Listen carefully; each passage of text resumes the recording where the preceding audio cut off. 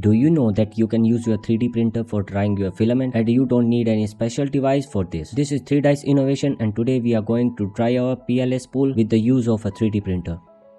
3D printing is a new world of possibilities. For DIY enthusiasts, it's the best thing to get started with. Just design, slice and print. You are 3 steps away from giving a physical shape to your imagination. Well, theoretically it's correct, but it's a little bit tricky at first to understand the science and principle behind this amazing technology. Some common problems that arise are generally bed adhesion, where the part do not want to stick to the bed and rather decides to roam around the warm heated bed same as a toddler. And sometimes the strength of the part is just not as expected. We design the part correctly, but the supports are so fused in the part that it's impossible to remove them without damaging the part itself. And if you see something like this, it's called stringing. It not only makes the part look ugly but also affects the mechanical properties of that printed part. There are several reasons behind stringing, and for those problems there are several articles and guides already available that you can help yourself with. And if you find out that the moisture in the filament is the reason behind stringing, the only solution here is to dry your filament. You need some special temperature control devices to dry your filament so that you don't damage the filament by overheating it above its thermoplastic temperature value. These devices are not cheap for someone like me, and especially if you are from India. So today we are going to use our 3D printer itself to dry our filament without spending any extra penny on any device.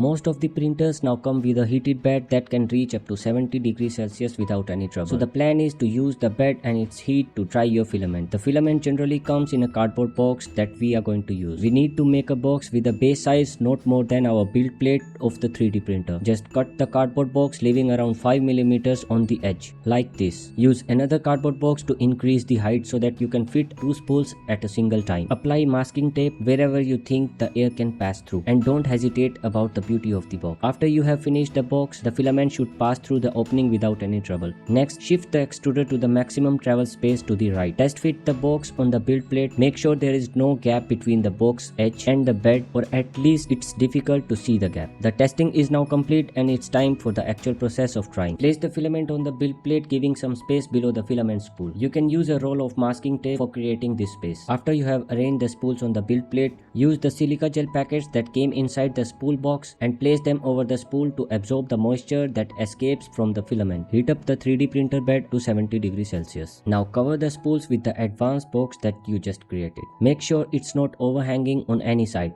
Keep the 3D printer on and leave it like this for at least 8 to 10 hours. If you were getting excessive stringing, then it's better to dry it for up to 15 to 16 hours.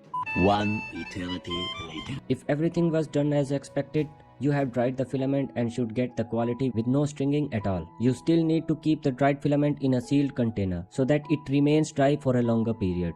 For a guide on how to make a sealed container yourself, consider subscribing. The next video is about that only. If you want this kind of cheap hacks related to DIY and 3D printer, you may consider subscribing to this channel. That's it for now. I will be back with another one. Stay safe, stay inside your house and keep 3D printing.